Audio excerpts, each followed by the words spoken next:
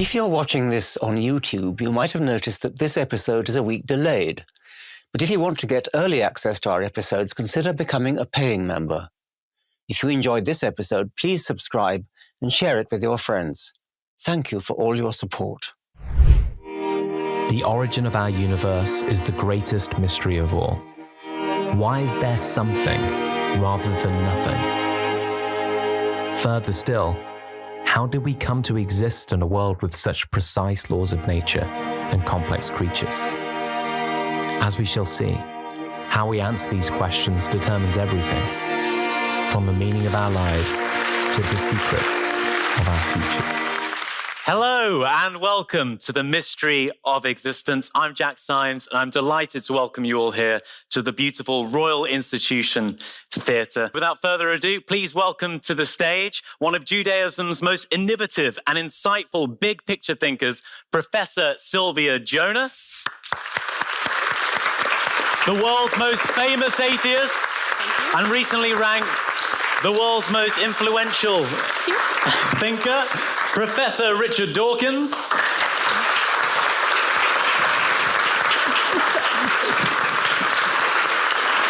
Globalizing the philosophy of religion, it's Hindu expert and Oxford University lecturer Jessica Frazier.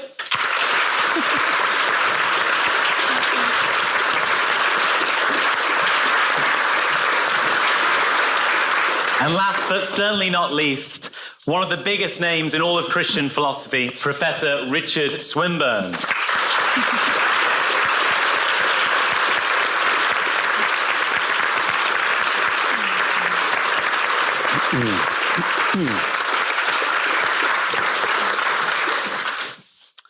Okay, so we've agreed to limit our discussion this evening to three main questions.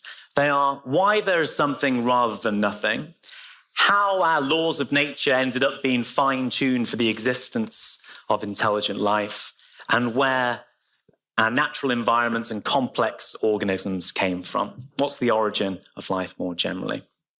We've got people representing different worldviews here, from Christianity, experts on Hinduism, atheism, and Judaism as well. Richard Dawkins, we've got two Richards with us this evening, so excuse me for using full names very formally, but Richard Dawkins, would you like to begin with the motivations for why you would reject God as an explanation? No, that's not how I would like to begin. Okay. I'm here to talk about science and biology, and the third of your three points, in other words. Mm-hmm. The mystery of existence is indeed a deeply profound mystery. And a biologist is perhaps best qualified of anybody to expound this mystery because, at least until 1859, it was a total mystery. The facts of life being both highly complex, almost unbelievably complex, and also carrying a gigantic illusion of design. Living things appear to have design written all over them. And this applies to the deepest levels of complexity as well as superficial levels. Complexity first. The human brain has about 86 billion neurons and about 600 trillion connections between them. And if you were to count up the number of nerve impulses that are rocketing through your, like rifle bullets through your brain at the moment, it would be something like 4 quadrillion of these clicks, these impulses per second. Complexity of the brain, complexity of the rest of the body, every animal and plant, every bacterium is prodigiously complicated. The illusion of design, you can see this every time you see a camouflaged insect, a stick insect, a stick caterpillar, a leaf insect, a stick caterpillar that has carved on its exterior leaf scars, perfect mimicry of a real stick, butterflies that have perfect mimicry of a leaf. Everything about a living organism screams at you, it's designed. And until Darwin came along, that's what most people thought, almost everybody thought. Darwin had the effrontery almost to realize that it was possible that all this complexity and this illusion of design could come about through blind mechanical forces, evolution by natural selection. That degree of complexity and apparent design cannot just happen. It has to have a process leading up to it. It has to have a process leading from primeval simplicity to the complexity that we see around us at present. Simplicity is difficult enough to explain. That's the first of your things. Why is there something rather than nothing? But simplicity is by definition a whole lot easier to explain than complexity.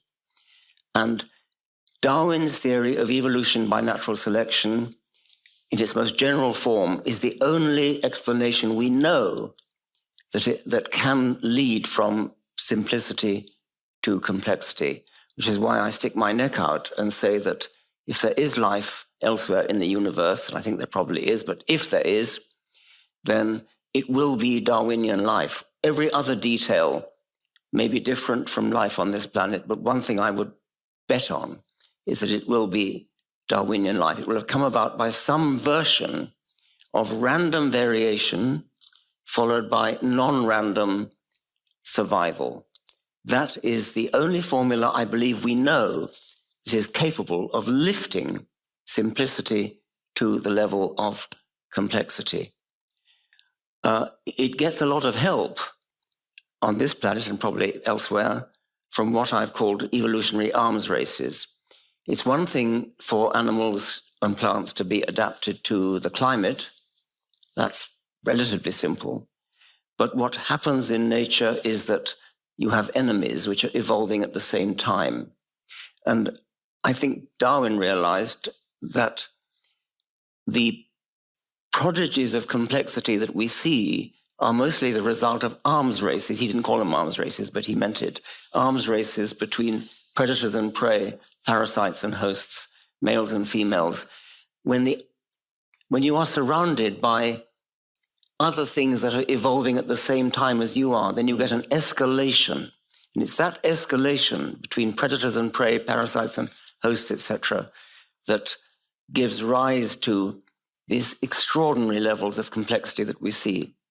Now, that's biology, and since Darwin, we in principle understand how the trick is done. The trick is done by non-random survival of random variation, natural selection. Pushing back before biology, the origin of all things, the origin of the universe, the origin of matter, the origin of the laws of physics. We need a physicist on this panel. I think we haven't got one, because that's where the problem is at present. Biology is essentially solved. And that was the big one. William Paley, in his book on natural theology in 1803, said that physics is comparatively easy.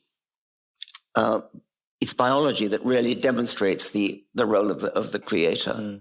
And he said that apart from Saturn's ring, there's not a lot of complexity going on in the physical world. He was right. But nevertheless, since biology is solved, we're now pushed back to physics and cosmology as the place where the mystery is now deepest. And as I said, I'm not qualified to talk about that. My physicist friends are working on it. And I'm interested in, perhaps there are physicists here tonight who can tell us what the present state of the art is on explaining things like the origin of the laws of physics, the origin of the fundamental constants, half a dozen or so fundamental constants whose value is measured, but which are not yet explained. And as you know, there's a strong argument to say that these fundamental constants are fine-tuned in the sense that if any of them were slightly different from what they are, then we would not have galaxies, we would not have matter, we would not have chemistry, we would not have biology, and we would not have us. So there are various solutions to this riddle of where the fine-tuning comes from. And I think the one that is most favored at the moment is the multiverse idea, that we are in one of a very large number of universes which have different laws of physics and different physical constants. And the anthropic principle, by the anthropic principle, we have to be in one of that a minority of universes which has the properties necessary to give rise to sentient beings such as us, capable of understanding it. Other physicists say that it's just we don't yet understand enough. There will come a time when we have a theory of everything, and then we will know why these physical constants have the values that they do and where the laws of physics come from. So I would divide the problem into the biology problem, which was once thought to be huge, was huge, still is kind of huge, but the courage that we should get from the fact that Darwin solved that problem should lead us on to have courage to feel that the same problem in physics will be solved. And I think I've probably had my time. No, that's wonderfully put. Richard Swinburne, would you like to jump in here? Because your view in terms of whether or not physics will eventually get there could contrast well with Richard Dawkins's. Okay, I believe that the world, in the sense of all that there is apart from God, exists because God sustains it in existence. If it had a beginning, God created that first state of the world. And if it had no beginning, God kept it in existence throughout past everlasting time. Things in the world behave almost entirely in accordance with scientific laws, and it is God who keeps those laws operative. God does, however, in my view, give to human beings some very limited free will to make differences to the world, and God may occasionally intervene in the world to bring about some event directly.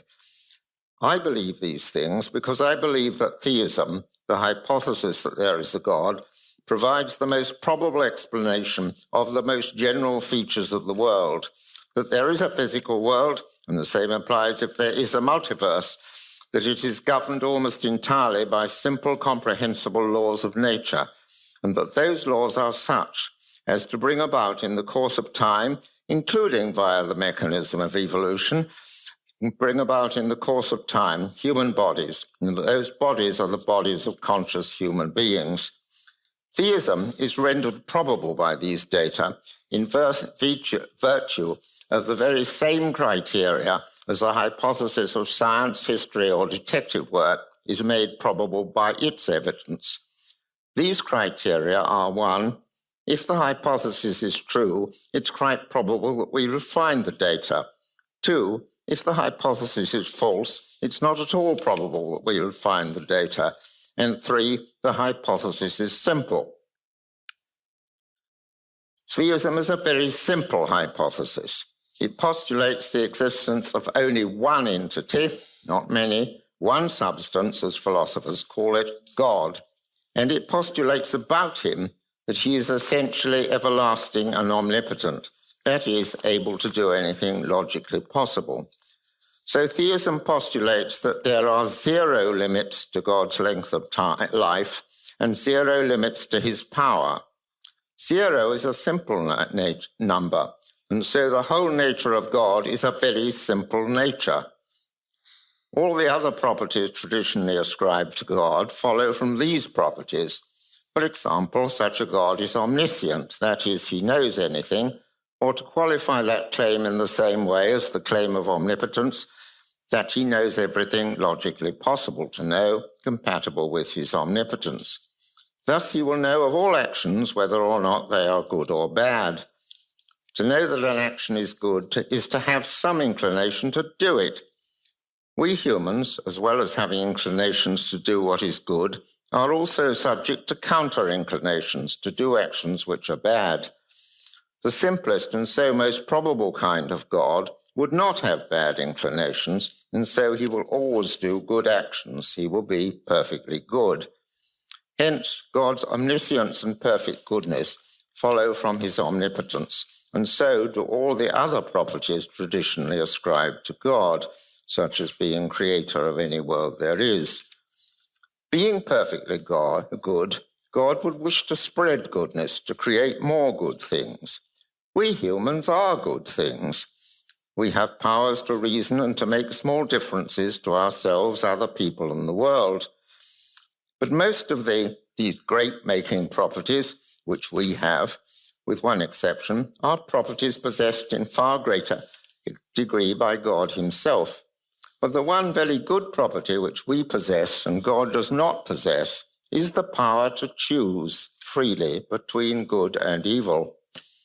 God would think it good that there should be beings who can make a real differences to themselves, others, and the world, for good or evil, without being always programmed to do the good. Just, for example, as good parents who want their children to be good would not wish to give them a drug which would make them automatically do good actions. They would want the children to make up their own minds about what to do within limits. For this reason, it is probable that God would make humans, although it is also probable, though less probable, that he would make many other good things. But in order to make humans, he must give them bodies and so a physical world. He must make it governed by observable regularities simple enough for them to understand, because otherwise they will not know which actions of theirs will have which effects. They will not know what will happen if they set light to crops, whether that will destroy the crops or help them to grow, and so generally. But there will only be simple observable regularities if there are simple underlying laws of nature. Yet humans will only exist if those laws are such as to be compatible with the existence of humans, whether or not God makes them by an evolutionary process or creates them fully grown. And finally, of course, humans will not be able to reason and to make choices unless they are conscious. Hence, if God seeks to bring about humans, he must bring about the necessary conditions for their existence, and those are the general features of the world which I have described, that there is a physical world governed almost entirely by simple laws of nature, such as to be compatible with the existence of humans, and that humans are conscious. But of course, there isn't the slightest reason for supposing these things would occur unless there is a God. Why should there be a physical universe at all? If there is, why should it be governed by simple laws of nature, or any laws of nature at all? Without a hypothesis such as theism, one would expect the different chunks of matter to behave in entirely different ways from each other. But in fact, every fundamental particle in the universe behaves in exactly the same way as every other one in conformity with laws of nature. Unless someone arranged things in this way, it would be immensely improbable that this would happen, and an aspect of that is, of course, the fine-tuning. Likewise, it would be immensely improbable that the laws, even if they were simple and comprehensible, would be such as to bring about the evolution of humans. And there would have to be an enormous set of laws, quite different from those of physical science, to explain the evolution of consciousness. Maybe there are such laws, but again, this is not to be expected unless God made it so. Since the postulated God is simple, since these data are such as might probably occur if there is a God, and such as very probably would not occur if there is no God, I conclude that any rationally and scientifically minded person must, on the basis of these data, conclude that there is a God. On the basis of these data, conclude that there is a God. Of course, there are other less general data to be taken into account, such as the fact of human suffering. And because I have only 10 minutes, I can only say 2 or 3 sentences about this. But the basic reason why, given theism, we might expect suffering is that it is either the result of bad human choices, which God allows humans to make, or, although caused by natural processes, it makes possible human choices of how to deal with it in good ways. And by the way we deal with our suffering, we have the opportunity to make ourselves saints. And what a good God would want of most of all of his children is that by their own free choices they would become saints. For these reasons, I hold traditional views of the existence and nature of God. And if I can't explain why there's a God, that casts no doubt on the correctness of my explanation of the general features of the world, just as if physicists can't explain why the fundamental laws of physics operate, that casts no doubt on those laws being the fundamental laws of physics. Thank you, Richard. You've finely tuned your answer to precisely 10 minutes there as well. So thanks for being so accurate. Silvia, in an earlier draft of the book we put together, I described your view as making friends and enemies of everybody, and you didn't like the overly combative nature of my phrasing. So we changed it, but this might be a good way in, because you see virtues and vices in both the views that both Richards have presented here.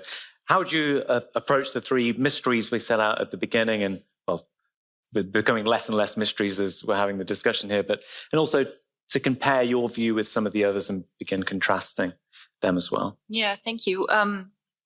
So my perspective on these questions is completely from a philosophical point of view. And I started thinking about these questions because I found it really puzzling, to put it mildly, perhaps even a little bit annoying, that the topic of theism and God and religious belief and what it actually means to people has almost entirely vanished from,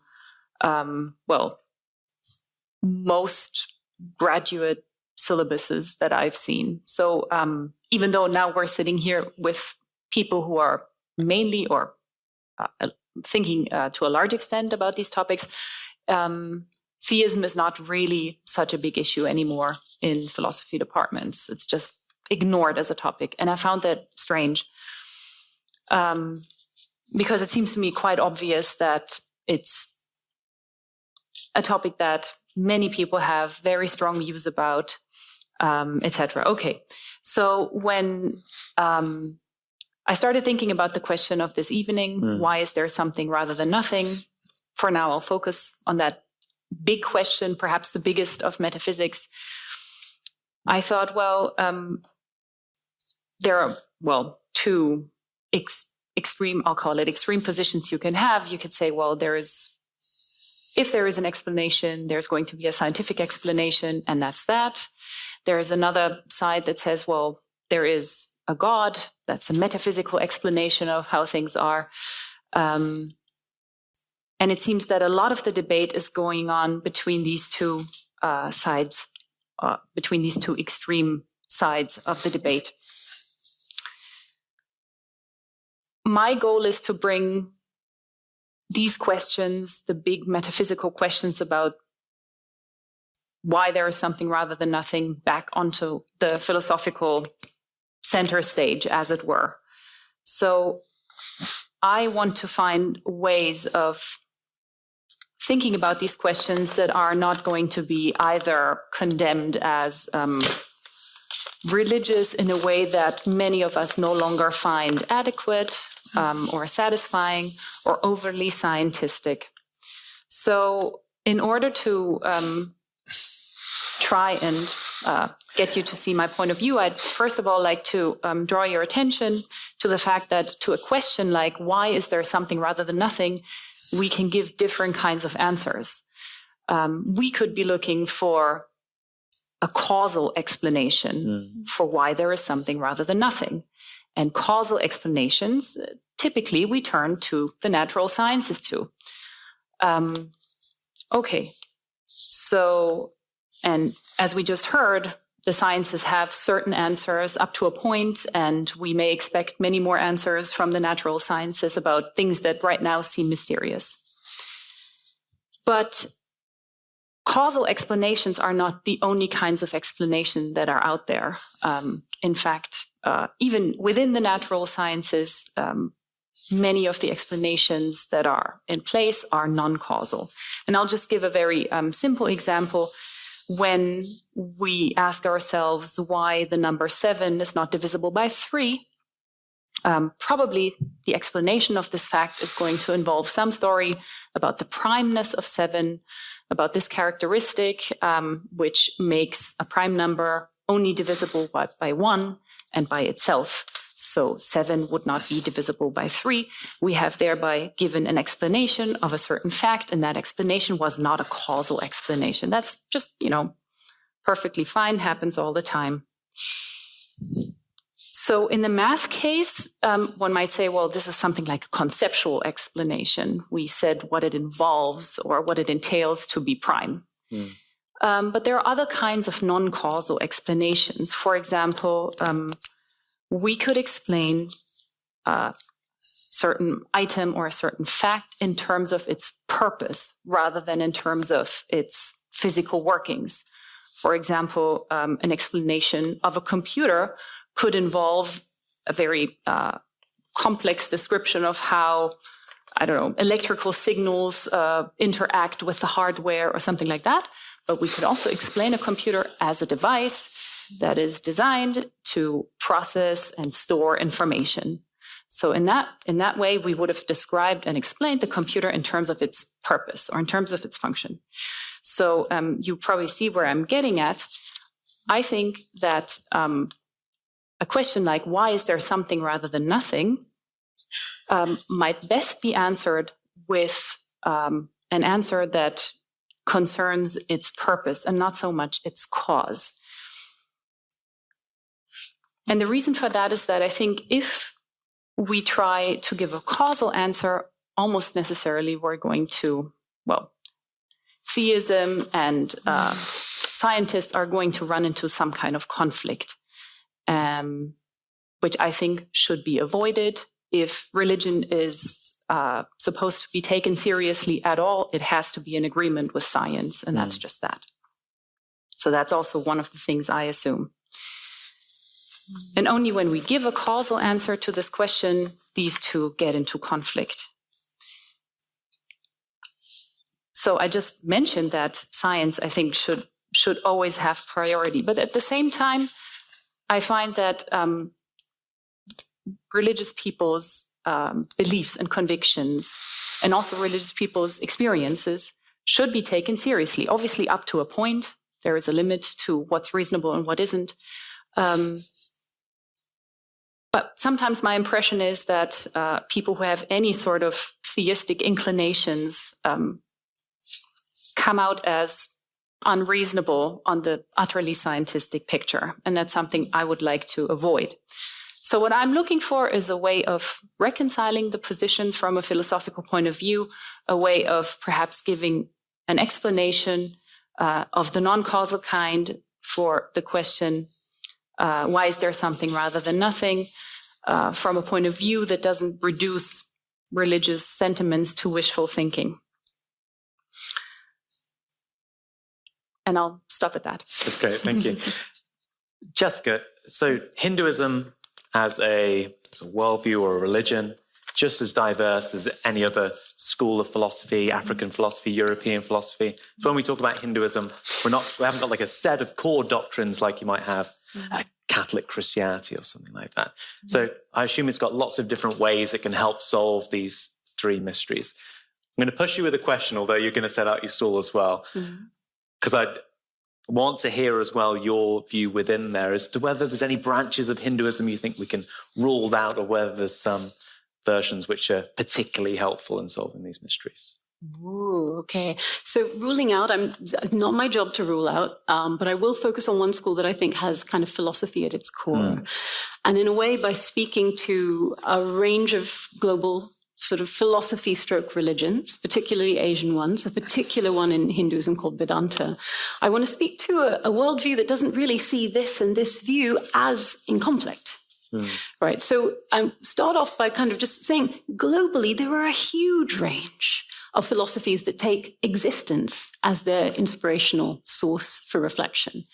And, you know, from that perspective, just take a moment to realize that the contemporary fight between Christian monotheism and scientific materialism can look like actually very much a minority concern in the wider global and historic history, right? We shouldn't assume that that dominates all of thought. Across the range of philosophies globally, people are much more invested in a shared set of insights that inspire both philosophy and science and religion. And that's kind of interesting when you look at the Asian religions and you see, for instance, Taoism, which is trying to analyze reality in terms of forces that balance and flow in relation to each other, or Buddhism, which observes the changing flow of phenomena of whatever kind we see and questions our way of analyzing the universe, or Jainism, which says reality can be analyzed from many different perspectives. There isn't one single system. There isn't one computational ontology that captures it all. So we've got a range of different options.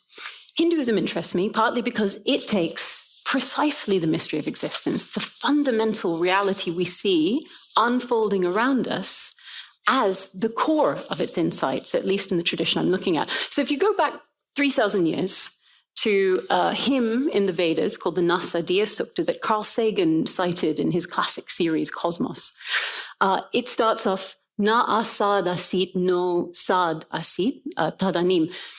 In the beginning was not being, all that we see around us, forces, space-time, nor even non-being, a kind of big empty space. It says there was neither air nor space beyond it, right? This is 3,000 years ago. They're thinking speculatively about what must have been the source of everything. And they say, well, the ways that we think about the universe, whatever must have been the source, must have been fundamentally more basic than either of those images, neither stuff, space-time, nor a big empty space.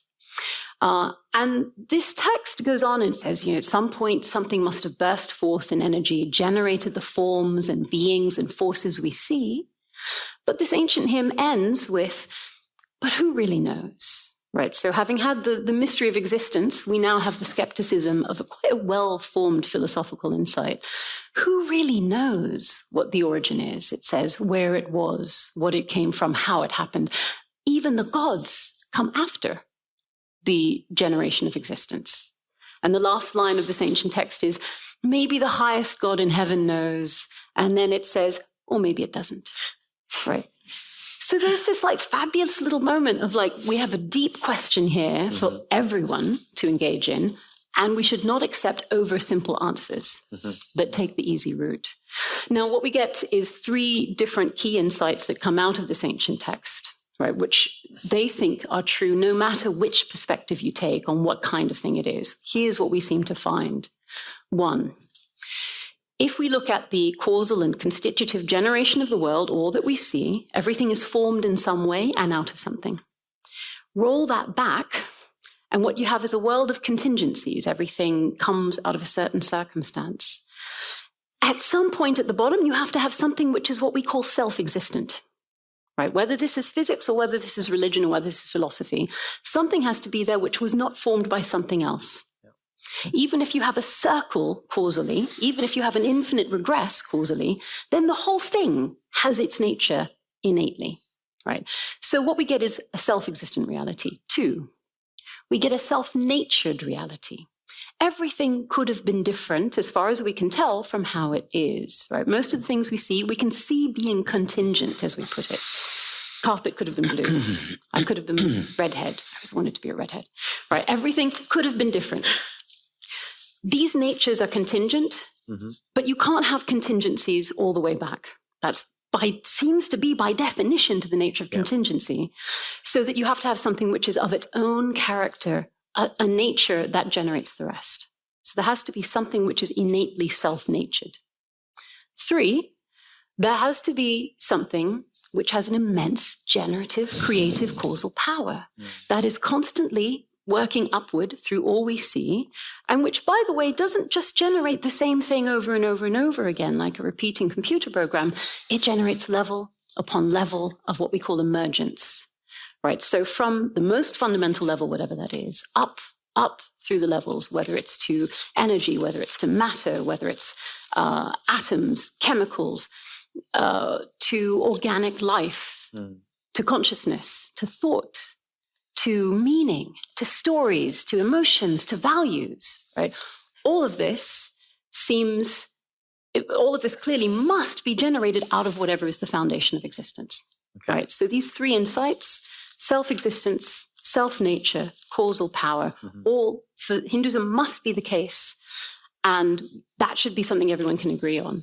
Could you just say how that's different to Richard Swinburne's view? And we can open the discussion up and interject at this point in the discussion. Because Richard's view seems quite close to that, in that you've got this self-existent cause, this thing that couldn't have failed not to exist, that brings into being everything, like this Hindu metaphors of the root of being and it growing into the tree of life and stuff. Seems very close to a view like Aquinas or someone like this, one of Richard Swinburne's favourite scholars. Would you say that's quite closely linked to that? Yeah, Aquinas is a fabulous guy. I think The one thing I will say that Hinduism wants to dial back the added assumptions you build on that philosophically. So there's clearly a source, whether it's a person, whether being a person is the highest form of existence you could imagine or the only cause for the world. That's out there still to be determined, right? And some Hindus are theists and some are not. Lots of other religions have different views on that. So I think whether you add on to this a number of further doctrines, including personhood, afterlife, etc., that's another matter. Right, but you do have a philosophical insight at the core. Okay, for the why there's something rather than nothing type thing. Okay, Richard Swinburne, we're talking about causality. I think we all tend to agree with the Darwinian explanation for the complexity of life. There are no issues there on the panel. The one which you've all spoken about most of all is perhaps the biggest question and the mystery of existence in the singular, why there's something rather than nothing. And there's two key themes that have came out of the answers, one of simplicity and one of causality, which Silvia spoke about at length a moment ago. Richard Swinburne, you've got an argument, quite a famous argument for why the cause of the world, talking about causality, would have to be a person rather than some prior physical fact, why it'd have to be a person, some non-physical consciousness that kicked off the Big Bang rather than something else. Yes, but just let me make two other remarks first. I have no quarrel at all with anything Richard Dawkins said. I entirely agree. But the question is, why is these laws operative? And the answer is, of course, because, as you said, the laws of physics are crucial here. But then why are the laws of physics operative? And, okay, there's a multiverse. But that will only produce these laws if it itself has laws. And so in the end, you are left with the laws of science. And the laws of science postulate that everything in the world, it might be the atoms of our world or the chunks of the so-called nothingness in the big space out of which universes evolve, behaves in exactly the same way. And that's what law-likeness means.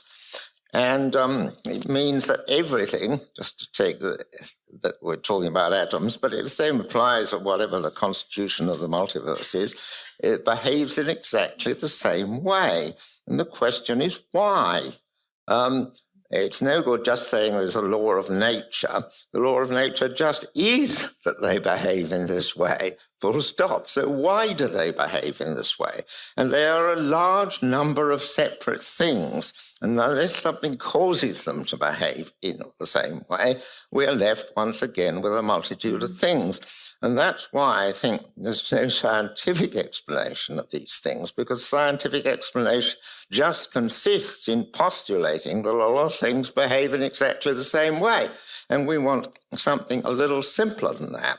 And in fact, there is a model of causality, which is the question you were coming on to. Just before we do the model of causality, can we give Richard an opportunity to... I find this the most extraordinary idea. Richard Swinburne is saying that we need a special explanation for why every electron, every proton, every neutron, every particle behaves in exactly the same way. How could they not behave in the same way? They're all the same kind of thing. That's what they do. Well, why are the constitutions of the universe exactly the same kind of thing? If you define the kind of thing in terms of its powers, and I agree that's a reasonable way to do it, why are all the things in the universe have the same powers in the sense of attracting, for example, every other one in accordance with Newton's law of gravity or whatever else the law is? That question remains. There are two separate questions there. One is, why do these particles have the properties that they do? And that is a profound question. The other is, why do they all have the same properties, which is the one you're stressing? Yeah. And that's not profound at all. Yeah. That simply follows from the... Right. Well, I mean, in that case, I mean, if you say they have the same powers because that's what they are, the question then is, why are all the things in the universe the same in this respect, that they have the power to attract every other body in the universe in accordance with mm-over r squared?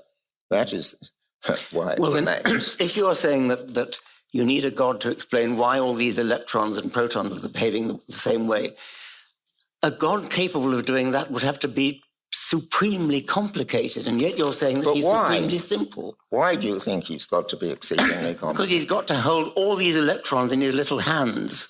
How can he possibly he's not be simple? that sort of God at all. He has no extension in space. Okay, I think that's obviously a trivial point. But that comes back to the question of causality, in fact, because there is a model of causality which is entirely not the scientific one, which we use all the time. The nature of a scientific model of causality is it postulates laws of nature acting on initial states, producing from them other states.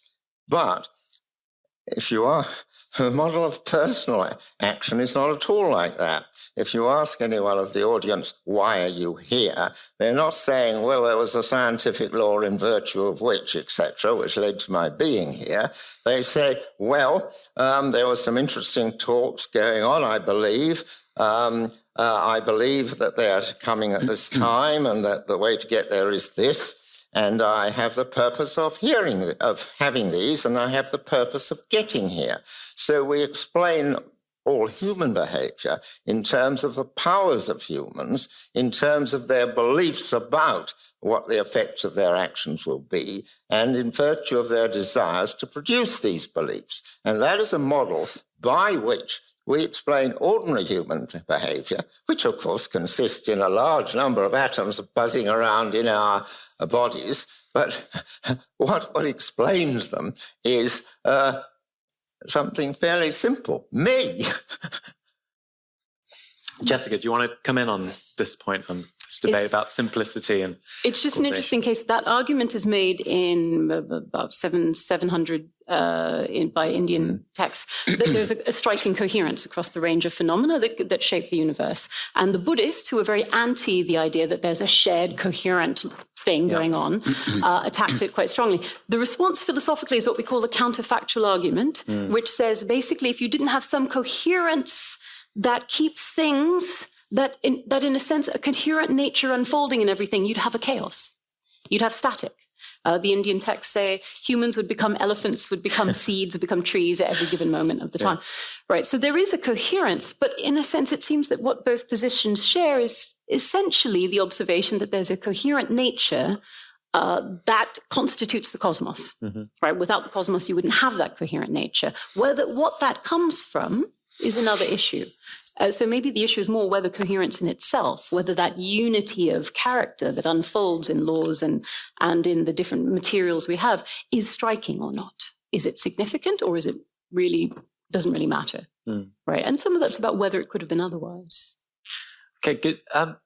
Silvia, I said you made friends and enemies of everybody, and you explained your view very well just a moment ago. But I thought your view in particular was against this view of Swinburne's, that theism can serve as a type of scientific hypothesis, because the more progress science makes, the further we push God back against the wall. And that's not the kind of theism that we want. I think Bonhoeffer has a nice quote about this somewhere, doesn't he? Right, yes. So, Dietrich Bonhoeffer says, if we conceive of God and theism that way, and with science progressing, then theism is always going to have its back against the wall, and that's not what we want. Like the God of the gaps is an expression that is often used, that we can fill in God wherever science hasn't gotten to yet, or for whatever question the science doesn't have an answer yet. Is this an exception to that rule, though? Because tools of physical science aren't going to be able to stretch beyond pre-Big Bang. So is Richard Swinburne okay to say here that a non-physical, non-scientific explanation can never be pushed back against the wall, because science will never reach that type of course? Well, ordinary ones can be pushed back a bit, but if you postulate an omnipotent God, then it can't be pushed back anymore, because if there was another God that caused the omnipotent God wouldn't be omnipotent. So once you've got there, you do reach a stop. And as regards this simplicity, I think perhaps ordinary detective examples or historical examples will illustrate this point. Suppose you find all the coins in a deposit have the same head on them. You're not going to look for a separate explanation for each of the heads, you're going to look for one explanation which explains them. And if you can do it by one explanation, one entity which brings them about, you're not going to look for two entities. Fewness of entities, substances, as philosophers call them, as well as simplicity of properties. In other words, a number 0 as opposed to a number 2.3546. These are the criteria both in history and in detective work and in physics that you're looking for. Well, Richard Swinburne a moment ago said any scientifically minded person would believe that God is the ultimate cause. What is it about this explanation that you're not happy to entertain, Richard? Is it? Don't you know? Is it simplicity? Isn't it obvious? Is it simplicity, the main point, though? Or is it just something non-physical? Richard Swinburne is saying that God is simple because he's a single entity. Yeah. How can he be a single entity if he's simultaneously controlling the universe, every particle in the universe? He's forgiving our sins. He's giving us free will. He's deciding whether or not you'll die or not on a certain day. Such a thing is not a single, simple entity. It's a highly complicated, mammoth, great, big, fat entity. Well, take another example of a very simple entity. A particle of matter here. This particle of matter is influencing all sorts of other particles of matter all over the universe. How can it do that with just being one particle of matter? Well, it does, according to the law of gravity. Well, yes, so what? I mean, well, you were saying that in order to have a large number of effects, it had to be a big thing. In order to do the things that God is supposed to be doing, he cannot be simple. He's an entity of subjective consciousness. He thinks about things. He has free will. He has the power to influence anything in the world that he wants to do. He even does the things that the Christians believe and all the other religions believe. How can you possibly say that such an entity is a single, simple entity? Well, I'm giving you the example that an entity which is a pretty small and unconscious entity can have a very large number of effects. And if God can have a very large number of effects and yet be virtually even smaller than an electron, in other words, having no spatial extension, why shouldn't you say so? It is the nature of science to postulate entities which are unobservable and have strange properties in order to explain observable entities. We postulated atoms, etc., with their properties in order to explain regular combinations of substances by weight and volume. We postulate fundamental particles to explain this. These fundamental particles turn out to be rather strange in having both wave-like and particle-like properties. But if they are able to produce this effect, then that's reason for believing them to be true.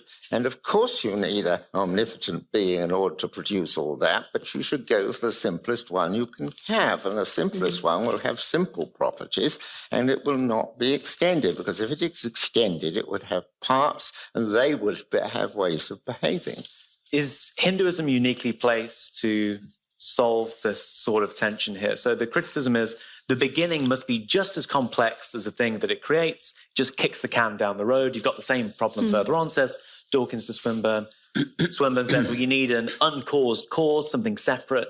Does Hinduism give us that without all of the baggage of some of these other views, to put it politely? It's an interesting, because in some ways we've got a multi-part nature. So let's say we've got all the atoms, the particles have essentially the same sorts of natures, but there are many of them. And there are laws of natures, and they have their own character, and there are multiple ones. So we've got a coherent universe, but multiple factors going on in that universe. Coherence is agreed upon here, right? That there is complexity is also agreed upon here.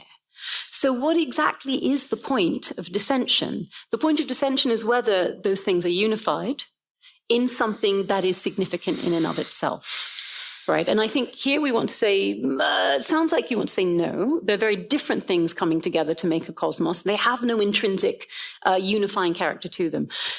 To speak on the Hinduism point, one of the three major arguments that you see in the ancient Indian scholastic world, one of them is that to have multiple factors that are able to causally impact each other, to make up things together, right?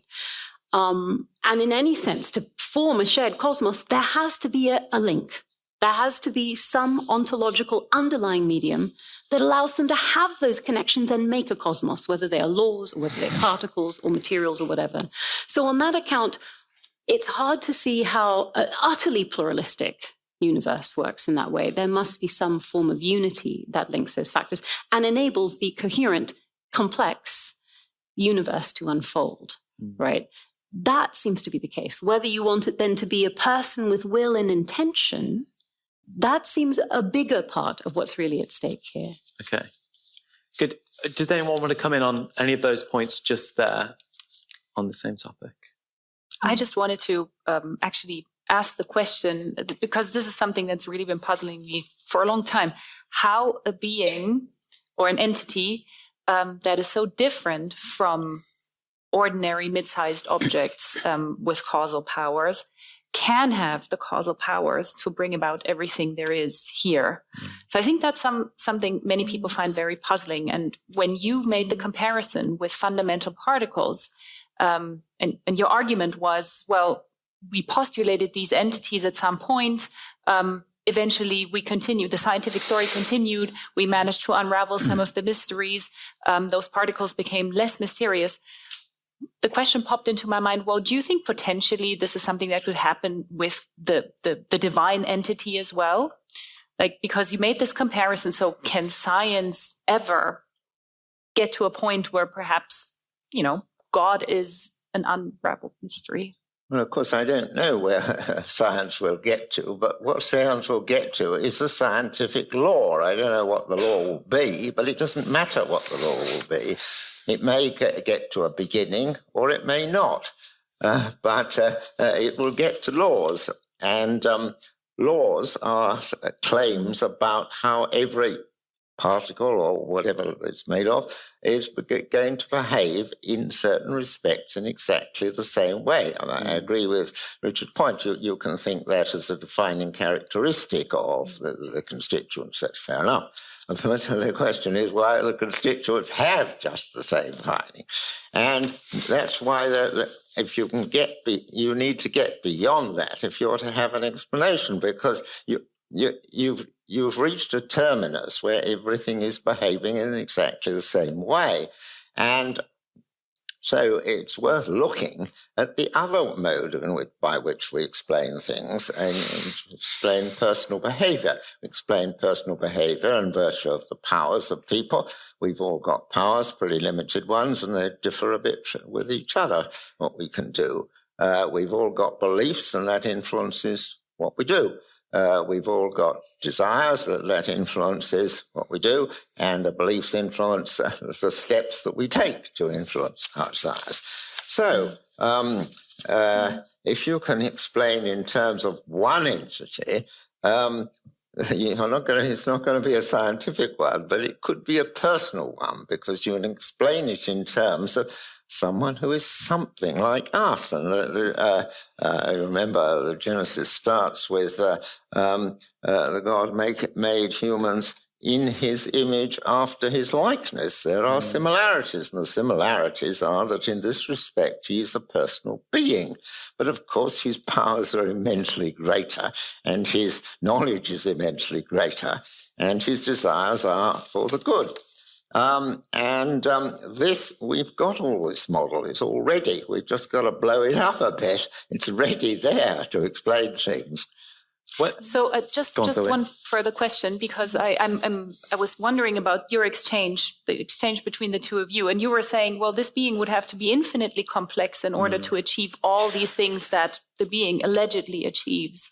But what you seem to be saying just now was that, well, we won't get to a point where we're going to be able to fully explicate the nature of this being. right? I mean, we're going to be able to say things like, well, it's an omnipotent being, and we're going to have to be satisfied with that. So we cannot inquire any deeper into the nature of this being. Oh, sure. I wasn't saying we know everything about God. I'm just saying we know in this respect what he's like.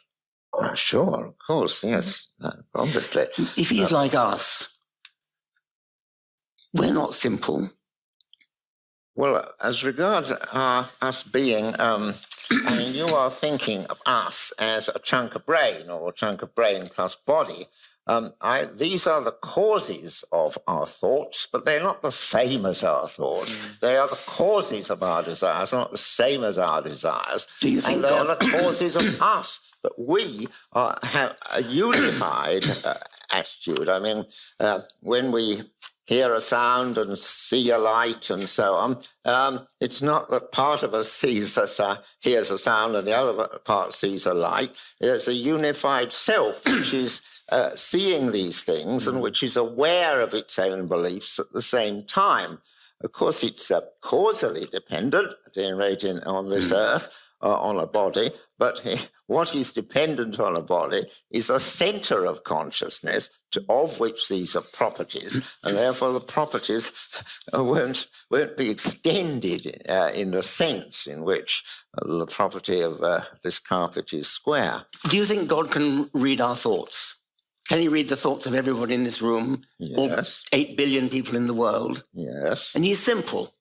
He's reading all these thoughts and he's simple. He's a simple entity in the sense that he has properties, but they are very big properties. But you're using simplicity as an argument in his favour on sort of Occam's razor grounds. Yeah. It's a simple explanation because he's one entity. But he's not a simple entity. He's reading 8 billion people's thoughts simultaneously. But that's not the issue at play. It is the issue. The issue is, I kind of don't agree that this is the right argument, but I do think your point is important. It's a causal simple thing. It's a single cause which generates all of it. That's your point of your coin example, right? We wouldn't say, oh my God, there are peaches all over the room. You wouldn't say, oh my God, some random people all came in and put peaches on the floor. You just assume there's one person. So there can be causal simplicity without the entity being simple. Having said that, whether that argument ultimately works is another thing, but it doesn't require causal simplicity for the entity itself to be simple. But the argument in favour of him being simple is that we want simple explanations. That's Richard Swinburne's point. Yeah. We want a simple explanation, and I'm saying God cannot possibly be a simple explanation. He's a very complex explanation. So I'm kind of interested in the way that everyone is suggesting different kinds of explanations for what the whole of existence, and of course our title is The Mystery of Existence, what kind of explanations we would want. And I kind of want to ask each of us, from a philosophical, a scientific, a Christian theistic perspective, what kind of thing would a complete explanation look like, right, from each of these perspectives? So from a philosophical perspective, if we had the whole explanation, what kind of thing could that be? Well, as I said in the beginning, I think a complete explanation would, of course, involve the ongoing efforts of, in this case, I suppose, physics and cosmology to figure out what can be said about the very first moments of the existence of our universe. But at the same time, I think from a slightly different point of view, perhaps from a religious point of view, we should ask the question, what's the purpose of everything? And really listen to what different traditions and religions have to say about that. Perhaps try to see if there is anything besides ethics or acting morally that is at the core of these views. From a philosophical point of view, so I'm looking at things from a very detached point of view. So I'm one thing that I find very interesting is that many people seem to take issue with the postulation of an entity, let's call it entity like God, on the one hand, precisely because that entity is so non-standard, it's so different from the kinds of entities that are around us everywhere. That entity doesn't have any causal properties, for example, no spatio-temporal extension, etc., etc. So many people feel reluctant to even posit such an entity. But on the other hand, in other areas of philosophy, we do deal with these kinds of entities all the time. Mathematical realism is the idea that mathematical entities do exist, not in a spatiotemporal way like chairs and beer mugs, but they do exist. And what mathematical language does is it describes the mathematical cosmos. So, and I'd say people take a lot, and of course, this is the object of a very lively, ongoing philosophical debate. But in general, I'd say that people take much less issue with such a position that postulates the existence of mathematical objects than with a position that postulates one entity that we call God. So I'm interested in figuring out if there is any good reason for us to be so biased about these different debates. And my suspicion is that we're not necessarily justified in having this bias, at least from a philosophical point of view. Okay. Richard Dawkins, what would the complete explanation look like? Simple things are relatively easy to understand. Complex things, by definition, are not. Therefore, what we need is an explanation of complex things in terms of simple things. And that's really my entire position. We have in Darwinism a brilliant example of how you can get from primeval simplicity to not ultimate, but very, very great complexity, from the relatively easy to understand to the relatively difficult to understand. And we have a cumulative, gradual, step-by-step bridge from the simple to the complex, from the easy to understand to the difficult to understand. We understand every step of the way. Therefore, that is a model for what a complete explanation would look like. We need such an explanation for everything. We have it for life. We don't yet have it for everything, but we have it as a model for the explanation for everything.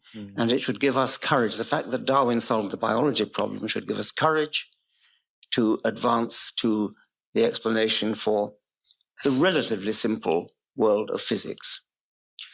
Richard Swinburne, this was the point of disagreement we went over quite a lot in the last half, so I don't want to labour it too much. But I imagine you agree with pretty much everything Richard Dawkins has said there, but you disagree on whether the God hypothesis is a complex one or a simple one. Yes, and I disagree about whether the laws of physics plus the universe on which they operate is a simple thing, because it consists of a very large number of things. For the reasons I talked about, that's not a simple starting point. Just to answer the point from over there, I'm not giving an explanation necessarily of the beginning of the universe. It might or might not have a beginning. I'm looking for an explanation of what keeps it in being all the time, whether that's an eternal or everlasting or not. And I certainly am looking for a causal explanation, but I think that explanation of human behavior is also a causal explanation. We explain what somebody does in virtue of their purposes, desires, etc., and their powers. We have fairly limited powers, and most of us have rather similar powers to each other, but some people don't have nearly as much powers as other people do. So things can differ in that respect. So simplicity is a matter of postulating few entities, only one, simple powers, and omnipowers are simple powers, because they're powers with zero, and zero is a simple, zero limits, and it's a simple one. We're looking for everlasting entity, because that's an entity to whose existence there are zero limits, and we're looking for an entity from of which we can postulate very few properties from which all the others follow, and which we would expect to bring about this sort of universe. So it's not possible to have a scientific explanation which is very simple, simply because it consists of explaining in terms of laws, and laws involve a lot of things doing the same thing, and that's just not a simple starting point. But I've said that before, of course. Jessica, do you want to answer your own question that you posed? What would the complete explanation look like? The Mystery of Existence was our title, and it makes it sound as if existence was one kind of thing. But actually, we're dealing with lots of different kinds of existence, as you pointed out, right? From the existence of energy, of space-time, of physical things, of events, of numbers, of laws of nature are a different kind of existence from, for instance, contingent concrete entities running around, your cat. So it's not that there's one thing, there are multiple forms, and some are what we might call more extraordinary relative to what we usually see around us than others. Even the laws of nature, if you roll it back, right? So on the evolutionary model, it's not simply that evolution explains all biology. What also explains all the biological upwelling is the conditions of material beings, the range of possible emergences of different kinds of organisms, the range of possible variations and mutations within these. There are actually a whole bunch of pre-settings that make evolution possible. So it's not really such a simple explanation as it seems to be. If you roll those back and look for a physics explanation at the bottom of all of them, you get something that is going, at the very least, I think part of what your point is going to be extraordinary, right? It's got something which is of a very different character from your cat and the things that we see contingently generated. Even the laws of nature have a mysterious and extraordinary character, that there are characters that seem to naturally emerge. So that I just kind of want to pull it back to, it's not really whether you're going to get a simple or a complex answer. It's whether there's something really striking and different from all that we know at the bottom of the chain that I think is most interesting. Okay. Earlier in the discussion, Richard Dawkins, I asked you whether simplicity was the reason which you don't favour the God hypothesis. If Richard Swinburne could convince you somehow that God is a simple entity, would you be open to the idea then of postulating the existence of this God?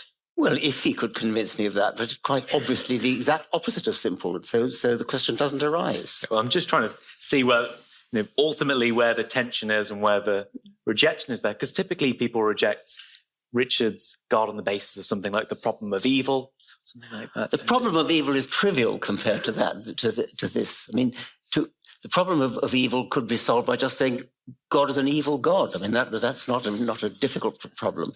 Natural selection is a deeply evil process. Nature really is red and claw, in tooth and claw.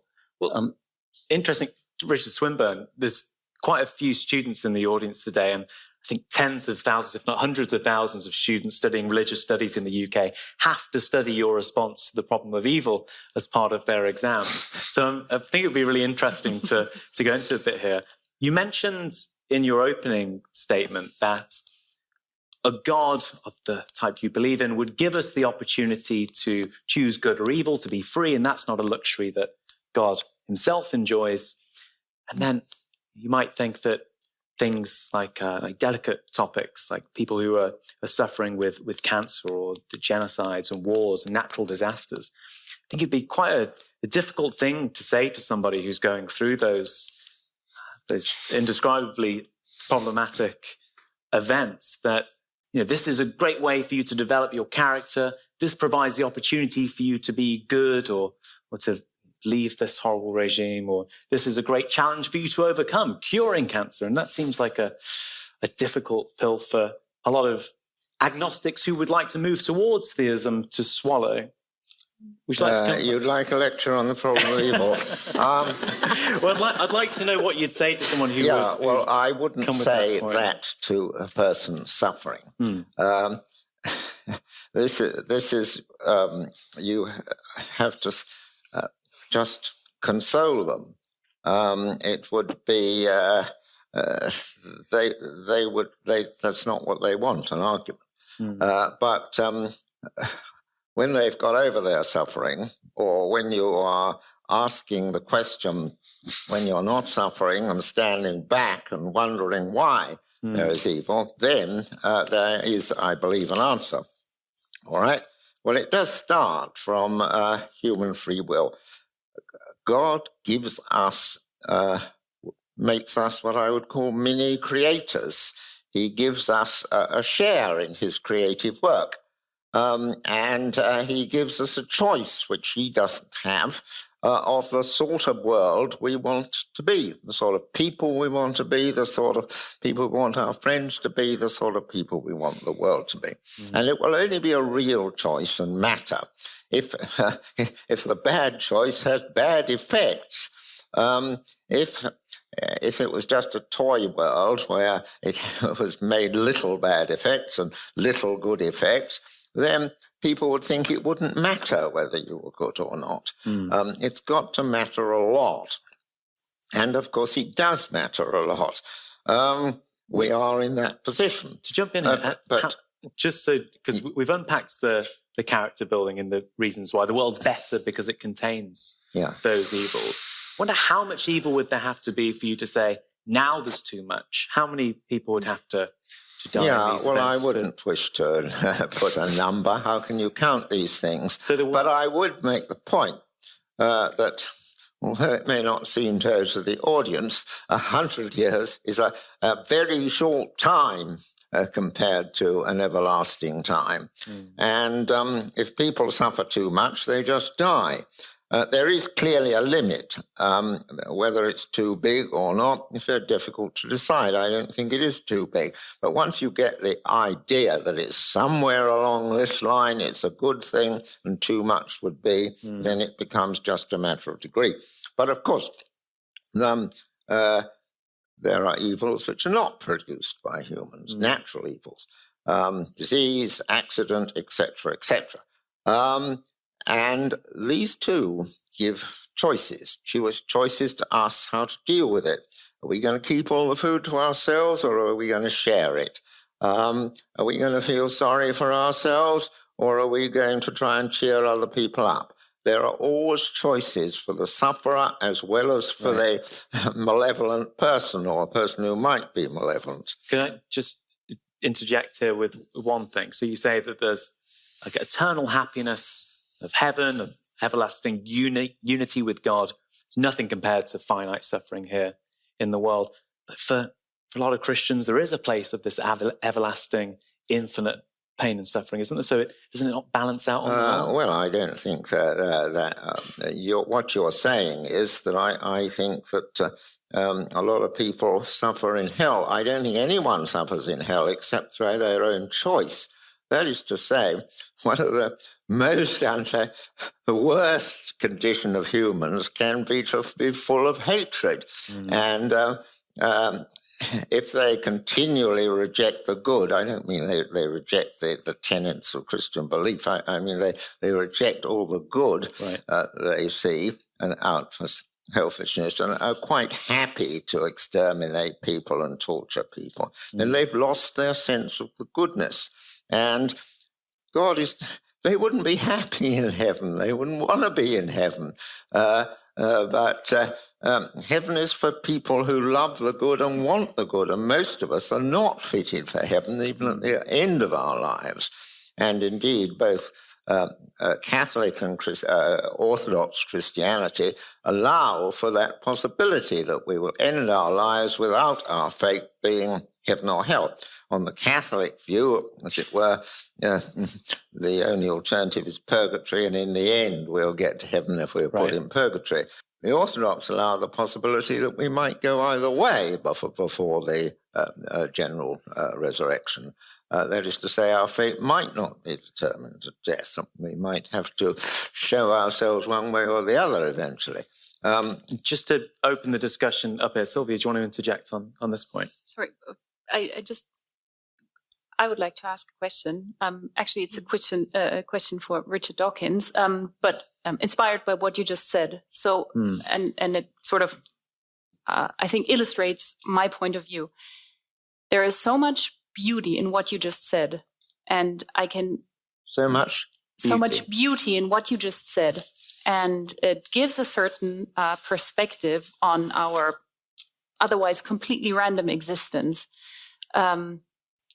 and it gives people dignity. So I was just reminded of the novel by Henryk Sienkiewicz, Quo Vadis. It was turned into a popular Hollywood movie, but I'm talking about the actual novel that he received the Nobel Prize for. And it describes the persecution of Christians under the rule of Nero in ancient Rome, so early Christianity. And it was so atrocious what they did to Christian people back in the days. And their belief, their faith gave them such dignity when they had to face the most horrible, horrible things that were being done to them. And I found that extremely moving.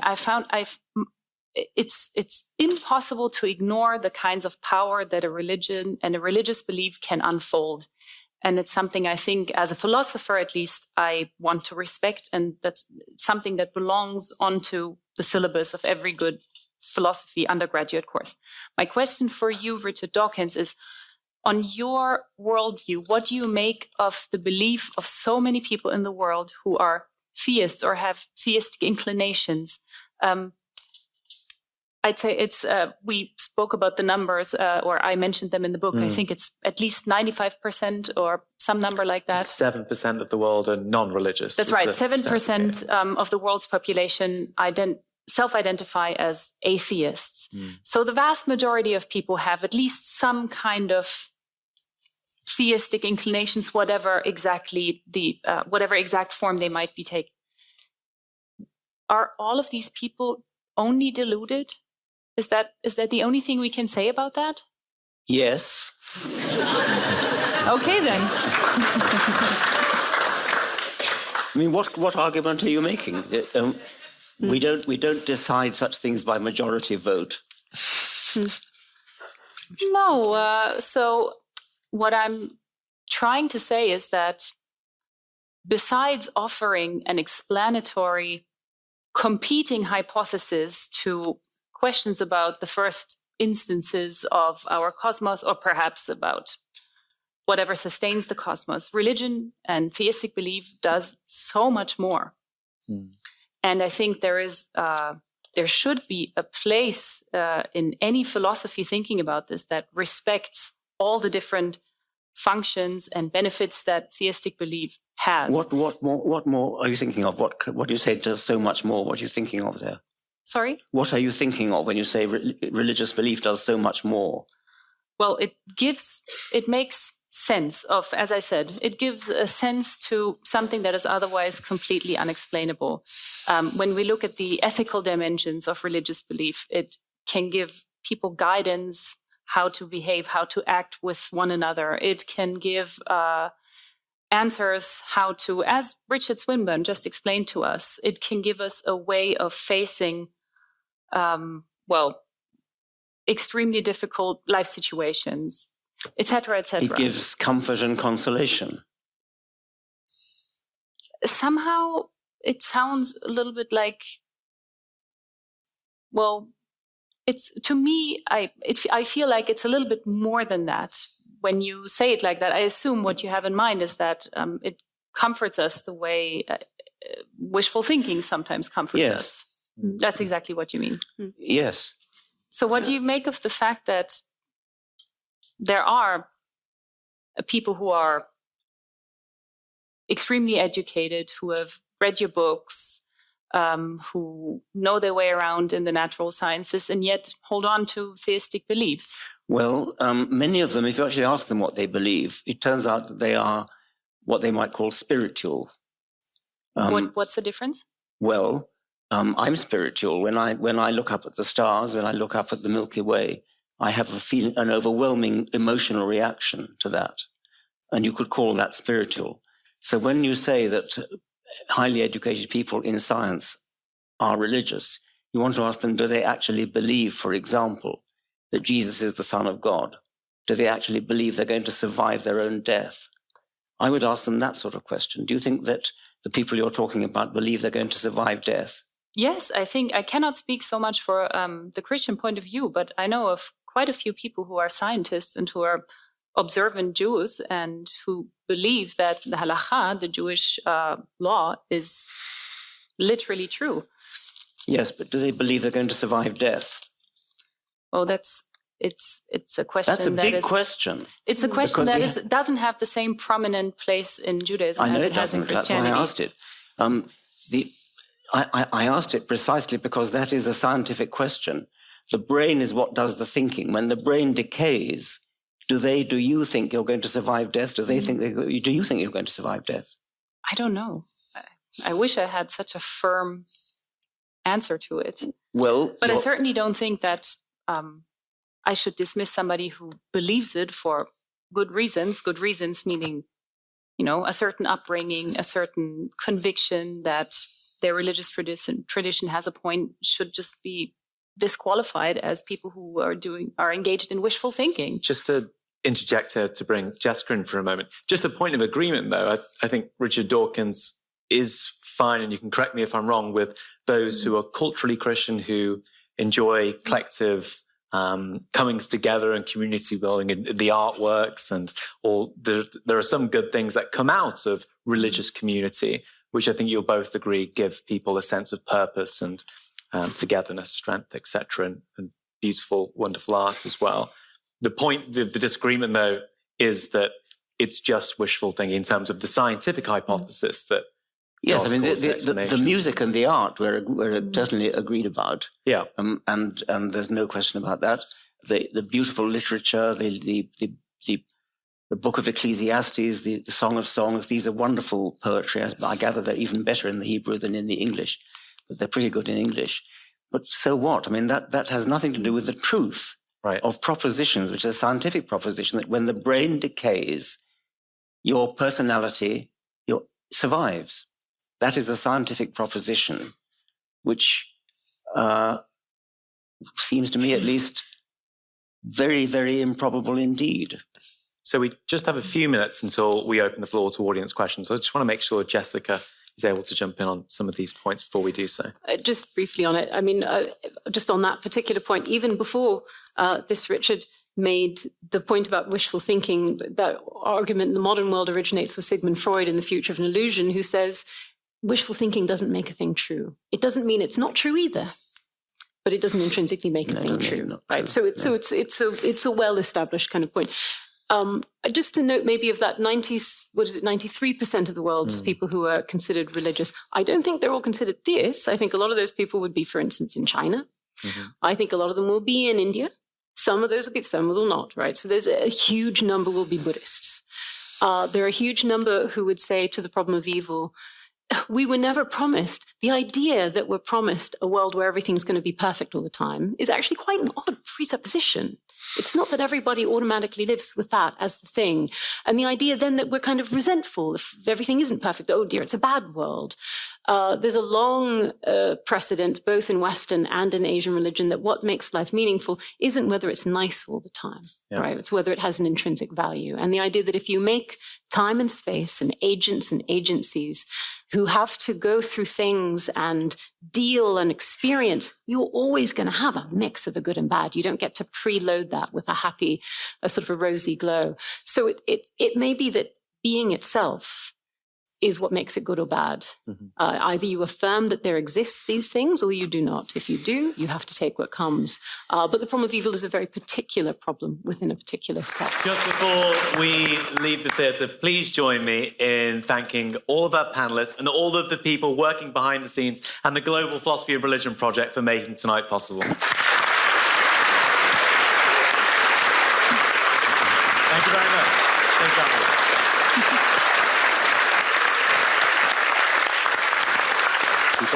Thank you again, Richard. You enjoyed it? Thank you. Thank you very much. Thank you, Richard. If you enjoyed this episode, you can show some support by subscribing to the podcast, sharing it with your friends, and leaving a review.